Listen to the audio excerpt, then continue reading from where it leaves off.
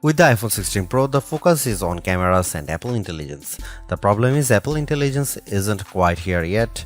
We can test some features in the developer beta that's currently available, but that's not necessarily the same as the experience the public will get when the update rolls out in October.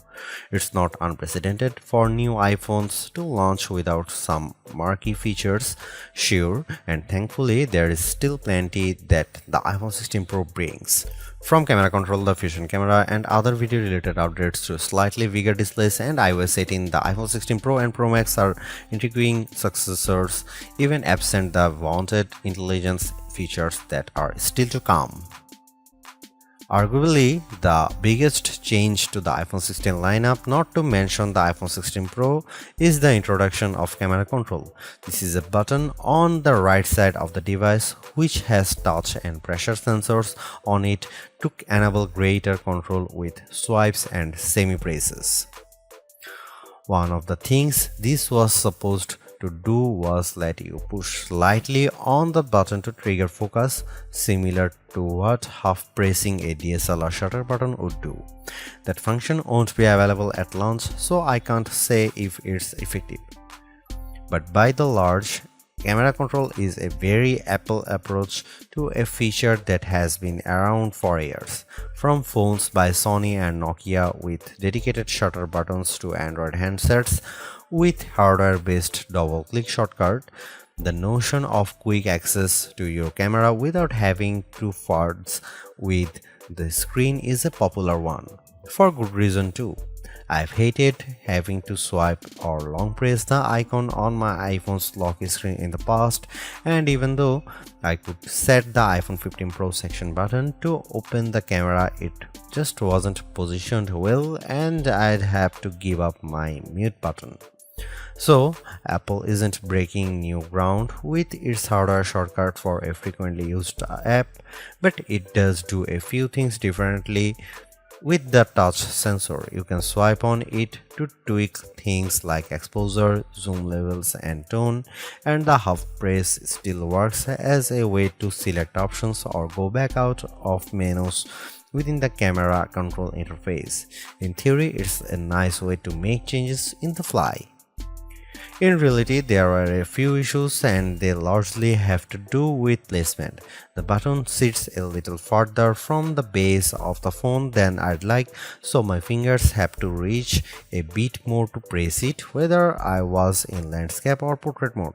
This wasn't usually a problem when I had both hands free and could steady the iPhone with my other hand and readjust my grip. But if you are trying to take a quick shot with just one hand, the button's location can feel unintuitive. Of course, everyone has different finger lengths and ratios, so it's entirely possible that other people find this logical.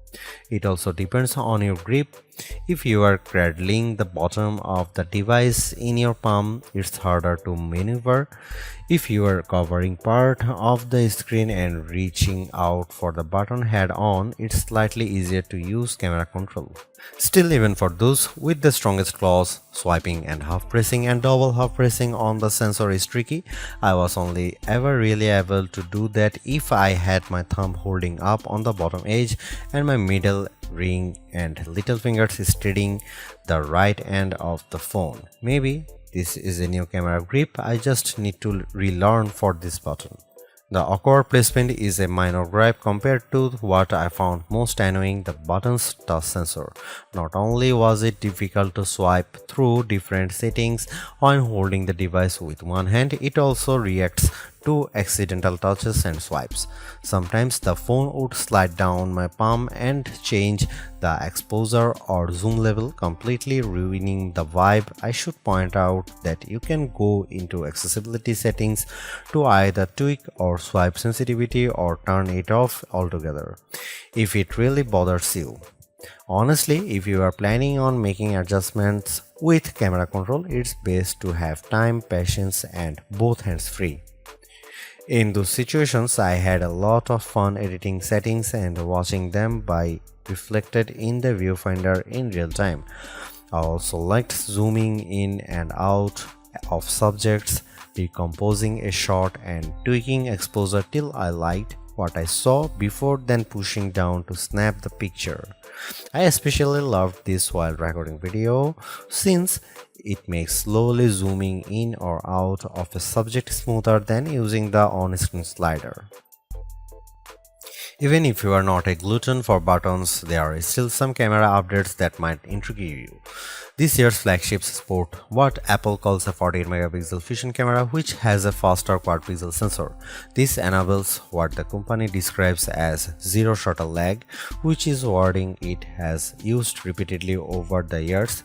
In this case, it's referring to how quickly the camera will capture a shot after you press the shutter button. I will admit I was initially confused by this update in part because it requires relearning some behaviors I had adopted to mitigate the shortfalls of older cameras. Basically, the iPhone 16 Pro's cameras are now so fast that when I asked someone to throw something so I could capture it in motion to see how still the images were, my shots ended up being of the person holding the object. Our video producer and I were very confused, and it wasn't until the zero shutter lag concept was explained clearer to me that I got it. I had become used to pressing the shutter early since cameras, in my experience, would be fractions of a second slow. Apple has become so fast that it actually captured the literal moment I tapped the button instead of the split second after when the object was in mid-air. Depending on your mood, the new photographic styles can be fun or serious. Apple's tweaked the built-in camera filters to not only offer more options but give you greater control. Due to how the company has refined its processing each year, there is also an improved depth map captured when it detects a face in the scene. This, combined with a greater focus on color science around skin tone, has led to what might be my favorite new iPhone 16 feature. Whether I shot them in portrait mode or not, photos of people what I took using the iPhone 16 Pro were a dream to edit. Simply switching between the standard, natural, luminous, quiet or ethereal styles already resulted in improvements to be colors and shadows, but I could also tap on each thumbnail to access the new editing touchpad and drag a dot around. This let me more precisely tweak the hues and contrast levels, and an additional slider will let me adjust how warm the image was.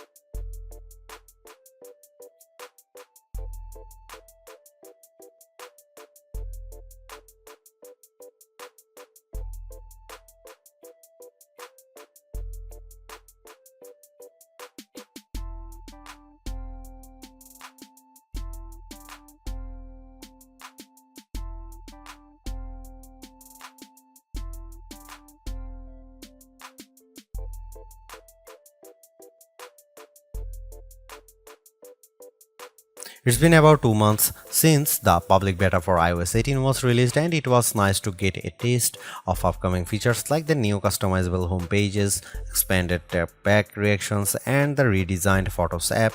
With the iPhone 16 launch, iOS 18 is basically ready for prime time with some caveats. This year, more than ever, it's hard to figure out what's coming to your iPhone and what isn't. With the release of Apple Intelligence slated for October, features like writing tools, cleanup for photos, and the redesigned Siri won't be ready till next month, and even then, your non-Pro iPhone 15 won't be compatible. Plus, some features that were teased at WWDC like Genmoji still haven't been added to the iOS 18.1 developer beta, which is where most Apple Intelligence features have been arriving as a preview for app makers.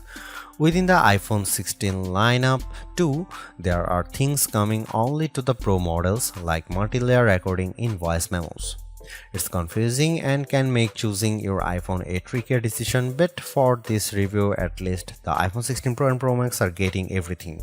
I cannot wait to try out multi-track recording in voice memos, and I hope Apple sees this yearning as a sign that it should bring this to more devices. It was nice to get time with iOS 18 even in the absence of Apple Intelligence. Honestly, I'm not even sure I'd like those features that much. In a similar way, Gemini AI was nice on Pixel 9 Pro series but didn't feel like must-haves. Some of the new iOS 18 touches I noticed immediately are the refreshed control center, which took some getting used to as I had to relearn how to swipe back to the home page since there are more pages to scroll through now. I especially enjoyed seeing the new little chat bubble appears on my voice recordings, indicating that a transcript had been generated for them, and though I haven't exchanged messages with Android toting friends yet, I'm glad to see RCS support is finally live this week. Though I was excited for the new custom routes tool in Maps, I struggle to actually create them. You can set your start and end points and have the app close the loop for you, or just tap landmarks or points on the map to get the route to basically connect the dots. Unfortunately, no matter how many times I tried to get the route to cut through a building where I knew a pedestrian walkway existed, Maps reinstated me at every turn, forcing the route to go through more established paths instead. It's not unreasonable, but certainly not the open world route creation feature I was envisioning. The best thing about iOS 18 and also some new features in the iPhone 16 lineup is the customizability.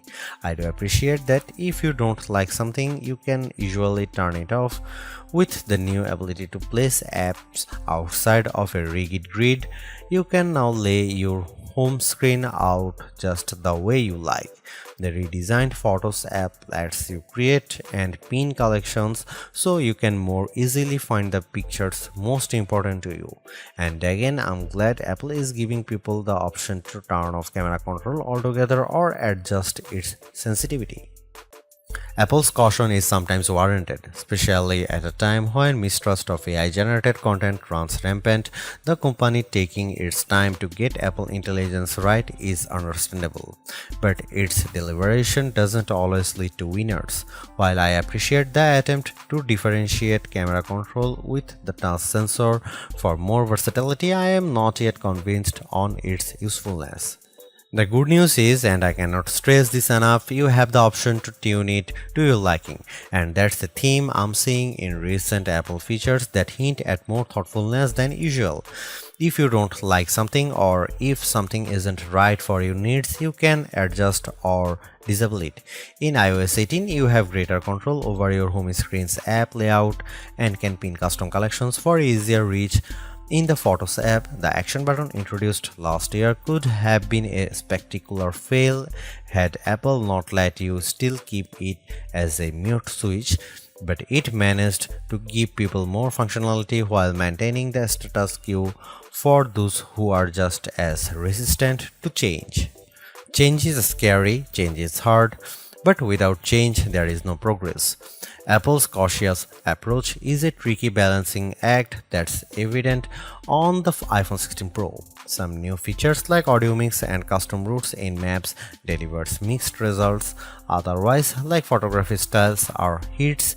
Then there are the basic ingredients like good battery life and durable, attractive designs that Apple cannot neglect.